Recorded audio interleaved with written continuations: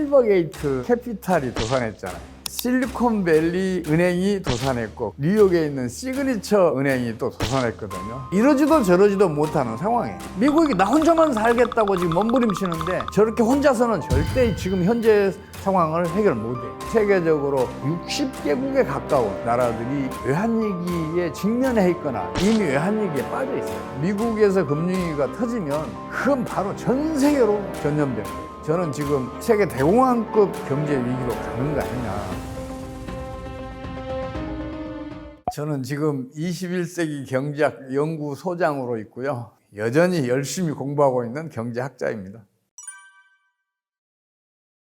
이미 널리 알려져 있듯이 실버게이트 캐피탈이 도산했잖아요. 그 뒤에 바로 실리콘밸리 은행이 도산했고 그 다음에 뉴욕에 있는 시그니처 은행이 또 도산했거든요. 이 세 개의 은행이 도산한 거는 경제 병리학적으로 굉장히 중요한 의미를 갖습니다. 금융위기라는 게 터지기 전에 그 이전에 트리거가 이렇게 나타나곤 하는데 이 세 개 은행의 도산이 트리거 역할을 하지 않겠냐 하는 생각을 제가 가지고 있거든요. 실제로 역사적으로는 그런 일이 좀 있었어요. 베어 스턴스 산하의 헤지펀드 두 개가 고객돈 무려 50억 달러를 날려먹으면서 도산했거든요. 그러니까 이제 베어 스턴스에도 이제 신뢰에 문제가 생긴 거죠.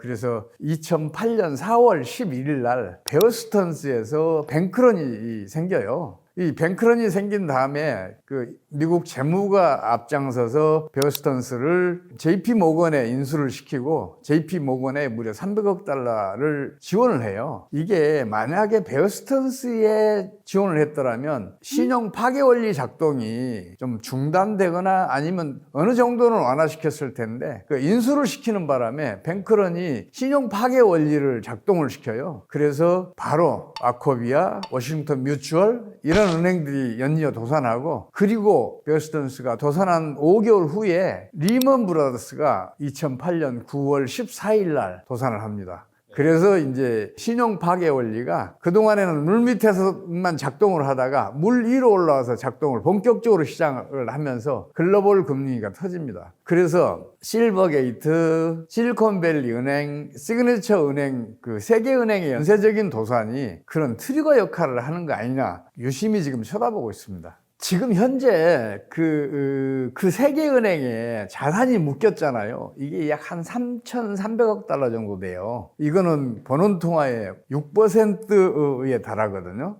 꽤 큰 규모예요. 그래서 이게 본격적으로 신용 파괴 원리를 작동을 하면 통화량을 축소시키는 역할을 해요. 그래서 저는 굉장히 위험하다고 보고 있는데 다행히 어떤 경제 위기나 파국이든지 정부가 신속하게 적절한 정책을 펼치면 그 피해를 최소화시킬 수도 있고 차단하기도 해요. 그래서 지금 최근에 미국이 적절한 정책을 신속하게 취했다 이렇게 저는 보거든요. 첫 번째가 뱅크런 당한 그 은행들의 예금을 모두 다 보장하겠다 이런 얘기를 했어요. 물론 이제 미국 재무부는 처음에는 그랬어요. 이 은행들의 파산이 시스템 위기로 가지는 않을 것이다 이렇게 발표했는데 그 누가 물어봤나요? 아무도 안 물어봤잖아요. 근데 스스로 그 얘기를 했다는 이야기는 시스템 위기로 갈 수도 있다고 우려하고 있었는데 마지막으로 이제 시그니처 은행이 파산을 하니까 바로 그 얘기를 하죠. 예금 전액 보장하겠다. 이게 이제 현재의 법률상으로는 시스템 위기가 발생했을 때만 전액 보장이 가능하거든요. 그래서 정부가 이제는 시스템 위기에 가능성이 있다. 이렇게 지금 인식하게 됐다고 봐도 틀림없습니다. 그래서 지금 굉장히 심각한 상태인데 뱅크런 은행들 예금 전액 보장하겠다 그러니까 이게 이제 금융이라는 게 전염성이 굉장히 뛰어난데 우리 질병하고 비슷해요. 근데 그 다른 은행들로 지금 전염되는 것을 막았어요. 퍼스트 리퍼블릭 은행은 유동성 위기가 좀 있었어요. 그 대형 은행을 동원해서 소형 은행들 지원하겠다 해서 실제로 JP 모건이 지원해 주기도 하고 그랬잖아요. 이런 식으로 해서 지금 전염되는 것을 막고 있어서 지금 당장은 신용 파괴 원리 작동을 멈추게 했는데 문제는 이 다음에 어떤 식으로 이게 또 발전할지를 모르니까 지금 유심히 쳐다보고 있습니다. 지금 이제 미국 재무부 입장은 그런 것인 것 같아요. 예금보험공사가 뱅크런 당한 은행들의 예금을 전액 보장을 해주고 그 뒤에 이제 현재의 금융위기가 어느 정도 진정이 되면 그 예금 보험료를 대폭 올려서 그 자금으로 보전을 하겠다는 그런 방침인 것 같은데, 그래서 이제 미국 재무부는 그러잖아요. 납세자의 돈으로는 절대 지불하지 않는다, 이런 입장을 밝혔잖아요. 이제 그러고 있어서 향후 어떻게 이제 미국 정부가 정책을 펼칠지 좀 두고 봐야 돼요. 그리고 뱅크런을 당한 그 은행들에서 자산 대비 예금이 얼마나 되는지, 충분히 그 예금을 보장할 수 있는 규모인지, 이것도 지금 실사가 아직 안 끝났거든요. 그 실사가 끝나봐야 예금 보험료율이 얼마나 오를지, 그 미국 재무부가 어느 정도의 부담을 해야 될지 이런 것도 드러날 것 같아요. 그래서 지금 현재로서는 그걸 확정해서 말씀드리기가 어렵습니다. 제가 이제 그 얘기를 자주 하고 다녀요. 내 이웃을 거지로 만드는 정책을 미국이 펼치고 있다, 이 얘기를 하는데 실제로도 그래요. 지금 미국은 고금리 정책을 펼치면서 인플레이션을 잡기 위해서라는 주장을 해요. 근데 실제로 그 지난해 6월 달에 미국 소비자 물가 상승률이 9.1%였다가 올해 1월에는 6%대로 떨어졌고 지금은 이제 6.0%까지 떨어졌잖아요. 그러면 빅스텝 이런 건 생각도 말아야 되잖아요. 연준 의장이 최근에 2월 달에 그런 얘기를 해요. 소비자 물가 상승률보다 서비스 물가가 문제다, 이런 얘기를 해요. 말바꾸기를 하는 거죠. 그 얘기는 무슨 얘기냐면 뭔가 다른 이유가, 공개할 수 없는 이유가 있어서 엉뚱한 이제 그 변명거리를 동원하는 거죠. 그게 뭐냐면 미국이 20년 경상수지 적자가 약 6천억 달러 좀 넘어요. 그게 이제 미국 GDP 중에서는 2.9% 정도 되는데, 이게 2021년도에는 GDP의 3.6%, 8천억 달러를 넘어섰어요. 이 얘기는 무슨 얘기냐면 미국 달러가 해외 시장에 그만큼 풀어졌다는 얘기거든요. 그러면 당연히 달러 가치는 하락할 거 아니에요, 국제 시장에서. 근데 미국 달러 가치가 하락하면 어떤 일이 벌어지냐? 미국에 투자된 국제 자본들은 환차손을 입어요. 그 환차손을 피하기 위해서 국제 금융 자본들은 미국을 떠나요. 그렇게 되면 미국은 유동성 부족 현상이 나타나고, 이 유동성 부족은 바로 신용 파괴 원리를 작동을 시켜요. 그러면 바로 금융위기에 빠져들거든요. 미국은 이걸 이제 밝힐 수가 없는 거예요. 그러니까 이제 고금리 정책을 펼치면서 인플레를 명분으로 삼은 거죠. 근데 이제 미국이 고금리 정책을 펼치니까 강달러 현상이 나타나잖아요. 그러면 다른 나라에서 어떤 일이 벌어지겠어요? 우리나라 같은 경우에 지금 현재 1.25% 정도 기준금리가 낮아요. 그러니까 우리 국내 저축은 당연히 미국에 투자하면 이익이잖아요. 그리고 국내 저축이 미국으로 많이 이탈했죠. 강달러 정책은 또 미국에 투자하면 환차익이 생기잖아요. 그래서 우리나라에 있던 국내 금융자본은 물론이고 국제 금융자본들까지 미국으로 빨려 들어간 거죠. 상대적으로 우리나라는 유동성이 부족해졌고 미국은 상대적으로 유동성이 풍부해지니까 미국의 그 다우지수 같은 경우에는 36,000까지 갔다가 33,000대에서 잘 버텨줬어요. 이번 사건 직전까지만 하더라도 이제 그 유동성 때문에 또한 미국의 성장률도 높아졌어요. 지난해 미국 성장률은 그 어려운 여건 속에서도 무려 2.1%를 기록했어요. 이건 굉장히 좋은 성적이거든요. 그 피해를 가장 크게 당한 나라가 우리나라예요. 미국이 지난해 4분기에 성장률이 마이너스 2.7%였거든요. 근데 우리나라는 그 4분기에 마이너스 1.5% 성장을 해요. 축소 재생산에 들어간 거죠. 그 이유가 국내 저축 및 금융자본들이 미국으로 빨려 들어가니까 우리나라는 경기가 부진해질 수밖에 없고 경기가 악순환에 들어간 거죠. 지금 그 상황입니다. 그래서 제가 미국의 고금리 강달러 정책을 내 이웃을 거지로 만드는 정책이라고 얘기를 해요. 근데 그 피해를 우리나라만 당했냐? 그게 아니에요. 그동안에 특히 제3세계를 중심으로 해서 여러 나라들이 대체적으로 경상수지가 적자였는데 이걸 국제금융자본들이 투자를 통해서 외환보유고를 어느 정도 채워주고 있었거든요. 근데 이 나라들에서 갑자기 통화가치가 하락하는 일이 벌어져요. 강달러 현상이 벌어지니까 상대적으로 통화가치는 떨어지잖아요, 이 나라들은. 그러니까 그 국제금융 자본들이 환차손을 피해서, 그리고 미국에 투자하면 환차익이 나타나기 때문에 미국으로 빨려 들어가요. 그래서 지금 세계적으로 60개국에 가까운 나라들이 외환위기에 직면해 있거나 이미 외환위기에 빠져 있어요. 지금 경제난이 점점 심각해지고 있어서 제가 이건 전형적인 내 이웃을 거지로 만드는 정책이다, 그렇게 이제 평을 하는 거죠.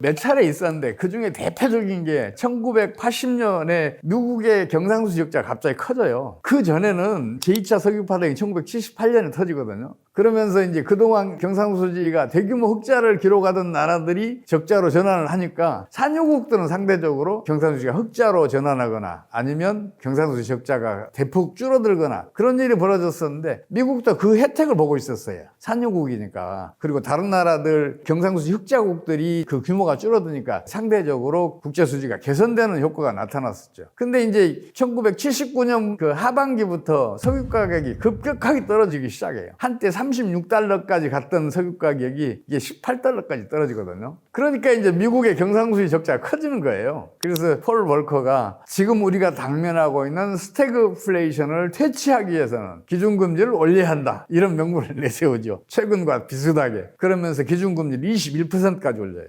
미국이 기준금리를 21%까지 올리니까 우선은 제3세계 국가 중심으로 이 나라들에서 외환이 미국으로 싹 빨려들어가는 거죠. 환차익을 노리고. 그러니까 이제 그 나라들은 이제 전반적으로 이제 외환위기에 처해요. 처음에 터진 게 아르헨티나예요. 아르헨티나에서 터졌던 것이 중남미 전체 국가에 이게 전염이 돼요. 그래서 우루과이를 빼놓고는 외환보유가 전부 다 고갈 직전까지 다 가요. 그게 이제 더 먼 지역까지 이게 전염이 돼요. 중앙아시아도 전염이 되고 중동 비상유국에도 전염되고 아프리카 국가들에도 전염이 되는데, 당시에 우리나라도 외환위기를 심각하게 겪었습니다. 이런 사례가 있어 나서 그 사례를 이렇게 되새겨 보면 현재 지금 상황이 어떻게 되어 왔고 앞으로는 어떻게 진행해 갈지 이걸 대충이라도 가늠할 수가 있죠. 이걸 명심해야 돼요. 내 이웃을 거지로 만드는 정책은 반드시 부메랑으로 그 나라에 타격을 줘요. 실제로 미국은 기준금리를 급격히 올려서 일시적으로는 경제를 호전시켜요. 그래서 다른 나라들이 마이너스 성장하던 1981년도에는 플러스 성장을 합니다. 근데 1982년도에는 마이너스 2%대로 성장률이 추락을 해요. 지금도 그 상황이 전개될 가능성이 굉장히 높아요. 미국이 지금 고금리 강달러 정책을 펼치고 있기 때문에 다른 나라들이 전반적으로 어려워졌잖아요. 근데 그 영향을 미국이 바로 받을 걸로 봤었는데 시차가 한 1년에서 1년 반 정도 나는 걸로 생각했는데, 이번에는 의외로 그 부메랑이 빨리 미국에 타격을 주는 것 같아요. 최근에 그 세계은행이 파산한 것도 그 부메랑이 아닌가 싶은 생각이 듭니다. 사실은 세계 경제가 금융위기를 향해서 달려가고 있었어요. 일단 경제병리학의 일반적인 원리를 좀 조금은 이해하실 필요가 있어요. 모든 경제위기는 금융위기를 경유를 해요. 예외적인 사례는 없습니다. 이 금융위기는 반드시 주식시장이나 부동산 시장에서 벌어져요. 왜냐하면 주식이나 부동산은 이게 재화의 성격을 가지고 있어서 그쪽에서 무슨 일이 벌어지면 금융위기가 본격적으로 진행하는 특성을 가지고 있어요. 모든 금융위기는 광기, 패닉, 붕괴의 과정을 거쳐요. 이거는 제가 한 얘기가 아니고 찰스 킨들버거라는 사람이 동명에 져서 광기, 패닉, 붕괴, 금융위기의 역사라는 책에서 세계 금융위기 700년사를 연구하고 규명해 놓은 거예요. 그래서 그게 말을 덧붙일 수도 없는 진실이에요. 그 중에서 광기는 수의 시간이동으로 벌어져요. 주식이나 부동산은 상당한 기간 동안 저축을 해야 수요가 일어나잖아요. 그동안에는 가격이 못 올라요. 수요가 안 일어나니까. 근데 막상 수요가 이제 본격화되면 가격이 빠르게 상승해요. 일반 물가는 이미 많이 올랐기 때문에. 그래서 그런 상황이 벌어지면 2년 내지 3년을 더 저축해야 할 사람들이 빚을 내서라도 주택이나 주식을 사게 돼요. 이거는 이제 미래 수요가 현재 수요로 이동해왔다는 얘기죠. 그럼 이제 광기가 벌어지는 거예요. 미래 수요가 현재 수요가 합해지니까 가격이 폭등하기 시작하고, 그러면 이제 너도 나도 부동산도 사고 주식도 사고 그런 일이 벌어지는 거죠. 그 광기는 금방 사그라들어요. 왜냐하면 수요가 시간 이동을 했기 때문에 금방 수요의 공동화 현상이 벌어져요. 그러면 이제 가격은 하락하기 시작해요. 그럼 패닉이 생기는 거죠, 이제. 패닉이 생기면 가격은 더 빠르게 폭락을 해요.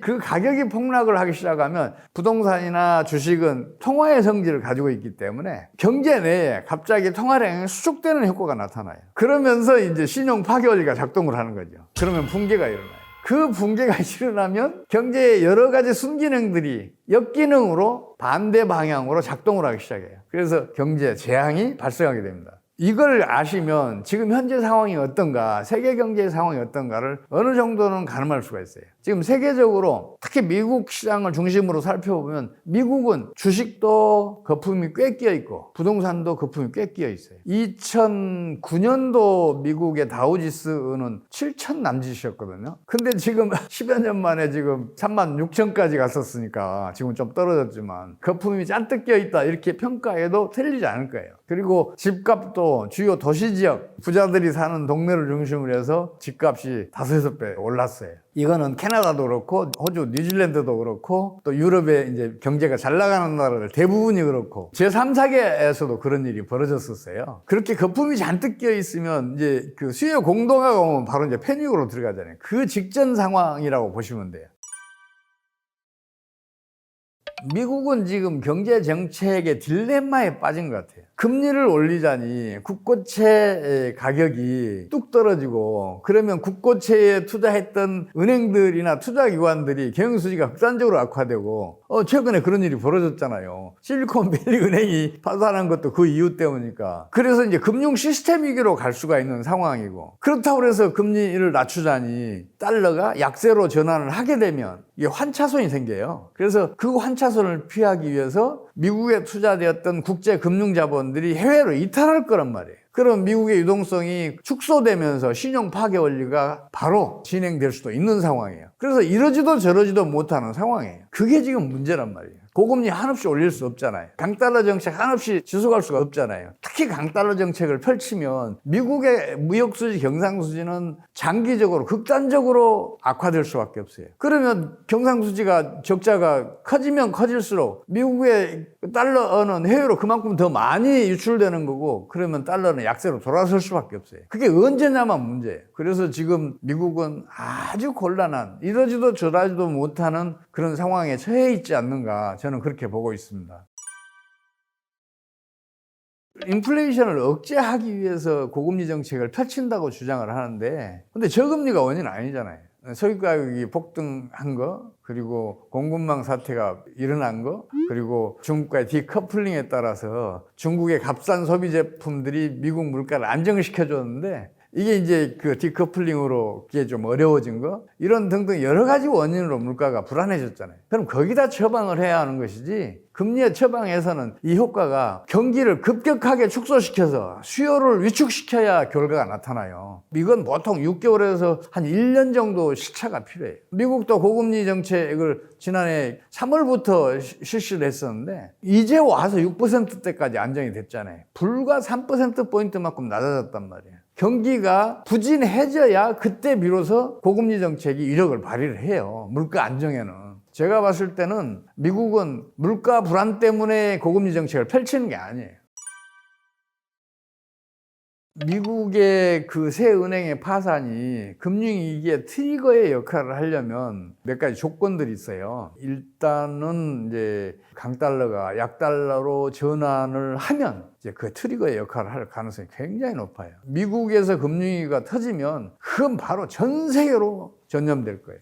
그러면 세계 모든 나라들이 아주 심각한 경제난을 겪게 될 거라고 저는 봐요. 왜냐하면 아무리 심각한 경제위기나 경제 파국이더라도 국제공조체제가 확고하게 굳혀져 있고 시적절한 정책이 펼쳐지면 그걸 차단하거나 그 피해를 최소화할 수가 있어요. 근데 지금은 미국이 내 이웃을 거지로 만드는 정책을 펼치고 있는데 어떻게 국제공조체제가 구축되겠어요? 그게 불가능한 상황이란 말이에요. 그래서 저는 지금 세계 대공황급 경제 위기로 가는 거 아니냐 이렇게 걱정을 하고 있어요. 실제로 과거에 공제체제가 확고하게 굳어져 있을 때는 심각한 경제 위기들을 벗어난 사례가 있어요. 여러 사례가 있는데 그중에 하나만 제가 말씀드릴게요. 2008년 9월 달에 리먼 브러더스가 파산을 했잖아요. 미국의 4대 투자은행이에요. 굉장히 심각한 사태였었고 그게 바로 금융위기를 본격화시켰어요. 신용 파괴 원리가 작동을 시작한 거죠. 그러니까 미국이 깜짝 놀라서 정부 수반들, 재무부 장관들, 그리고 중앙은행 총재들 모두 소집해서 미국이 모범을 보일 테니 여러분들도 협조를 해달라고 간청을 해요. 그리고 실제로 미국이 모범을 보여요.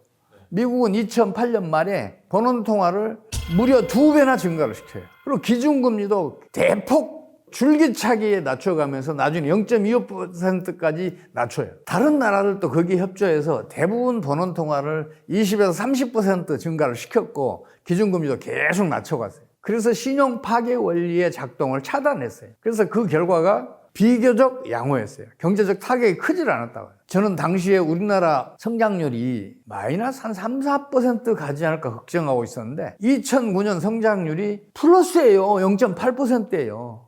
금융위로 완벽하게 차단한 거죠. 그 정도로 국제 공조 체제의 구축은 아주 중요해요. 근데 지금은 그게 안 돼 있잖아요. 그러니까 어떤 적절한 정책도 신속하게 펼칠 수 없는 상황이에요. 미국이 나 혼자만 살겠다고 지금 몸부림치는데 저렇게 혼자서는 절대 지금 현재 상황을 해결 못 해요. 아까 말씀드렸듯이 미국이 지금 딜레마에 빠져 있다고 그랬잖아요. 그 딜레마를 벗어나려면 다른 나라의 협조가 필요해요. 금리를 내려도 약달러 현상이 안 일어나야 되고 또 미국에 투자됐던 국제 금융자본들이 미국을 이탈하지 않아야 돼요. 그래야 미국에서 작동 중인 신용 파괴 원리를 차단할 수가 있잖아요. 만약에 다른 나라도 협조하지 않아 봐요. 그러면 미국은 신용 파괴 원리가 급속히 진행하면서 금융위기로 바로 들어가요. 그래서 그런 협조 체제가 지금 굳혀져 있지 않아서 저는 지금 크게 걱정하고 있어요. 그 아파트들의 건폐율을 보면 보통 17%, 15%입니다. 땅을 여기 20평만 지어야 돼. 100평 되려면 10층이 돼야 200평 나오잖아요. 그죠? 자, 이 시스템을 아시면 부동산에 제가 장담하건데 반은 이미 안 나옵니다. 나머지는 디테일입니다. 이걸 정확히 모르고 저 땅이 이쁘다 뭐 이런 거 얘기할 필요 없습니다.